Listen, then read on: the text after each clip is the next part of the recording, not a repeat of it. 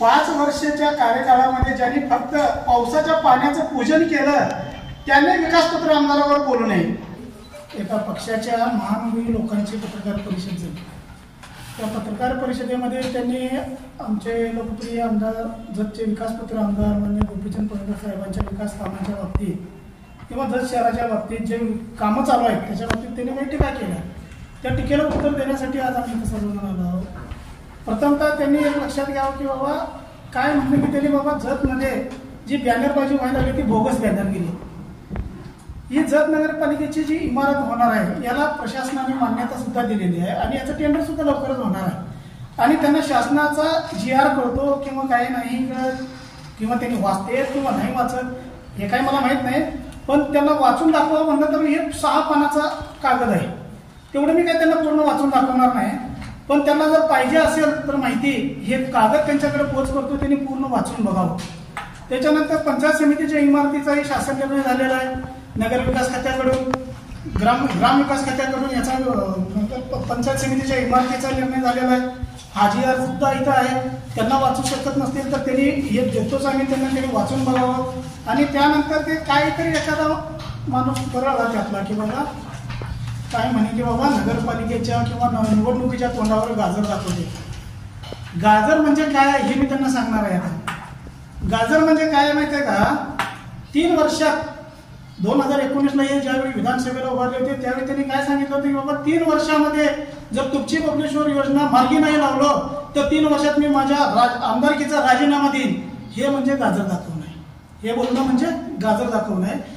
त्याच्यानंतर 15 वर्षापूर्वी लवंगा येथे साखर कारखाना स्थापन करतो म्हणून शेतकरी लोकांच्या जमिनी कवडी मोल दराने विकत घेतल्या आणि त्या घशात घालून घेतल्या स्वतःच्या, असं हे बोलणं म्हणजे हे गाजर दाखवणं आहे। आणि त्याच्यानंतर जत शहरामधली आपली MIDC आहे इकडेच डाव्या बाजूला जायचं, त्या डाव्या बाजूला जी MIDC आहे त्या MIDCचं रूपांतर पंचतारांकित MIDC मध्ये करतो म्हणले होते, या निवडणुकीच्या तोंडावर बोलले होते। असं बोलणं म्हणजे हे गाजर दाखवणं आहे। आणि त्याच्यानंतर त्यांनी अनेक सांगितले होते जत शहरामध्ये जनावर भरपूर आहे, पाळीव पशु जास्त आहे आणि जत शहरामध्ये पशुवैद्यकीय महाविद्यालय जतमध्ये आणणार आहे, हेही त्यांनी गाजरच दाखवलं होतं। हे सर्व आश्वासनं तुमच्या या सर्व आश्वासनापैकी तुम्ही एक तरी आश्वासन पूर्ण केलंय का आतापर्यंतच्या इतिहासामध्ये? तुमच्या 5 वर्षाच्या कार्यकाळामध्ये तुम्ही दाखवून द्यावं यापैकी एक तरी काम तुम्ही केलंय का? त्यानंतर अनेक जत शहरामध्ये तुम्ही कुठलं असं वैशिष्ट्यपूर्ण एखादं काम केलंय की बाबा तुम्ही दाखवू शकता हे काम मी केलंय, असं एखादं काम तुम्ही सांगू शकत नाही।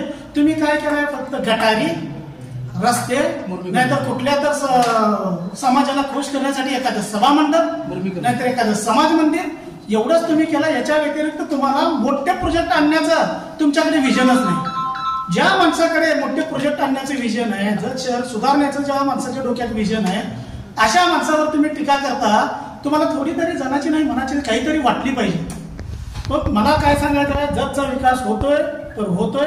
तुम्ही कुठेही जावा, खेडोपाडी जावा, जत शहरामध्ये जावा, लोकांना विचारा तुम्हाला जत शहरामध्ये काय बदल दिसतोय का, तर लोक सरळ सांगतात की होय आम्हाला या 9 ते 10 महिन्यामध्ये जत शहरामध्ये बदल होताना दिसतोय, काहीतरी नवीन काम जतला येतंय।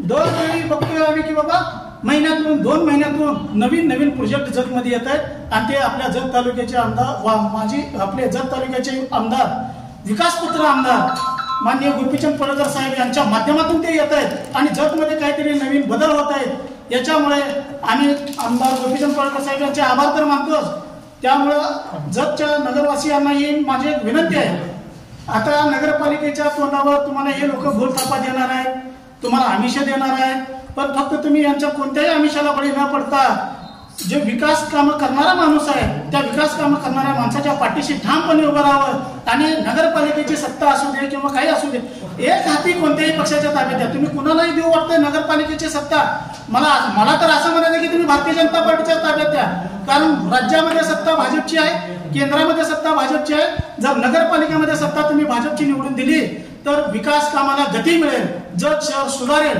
आणि मला एवढंच सांगायचं आहे जनतेला की विनंती करायची आहे, मी भारतीय जनता पार्टीच्या वतीने विनंती करतो, 5 वर्षाच्या कार्यकाळामध्ये ज्यांनी फक्त पावसाच्या पाण्याचं पूजन केलं त्यांनी विकासपत्र आमदारावर बोलू नये की जत शहराच्या सुजाण नागरिकांनी एका चांगल्या व्यक्तीच्या पाठीशी राहावं, विकास पुरुषाच्या पाठीशी राहावं, एवढीच विनंती करतो आणि थांबतो.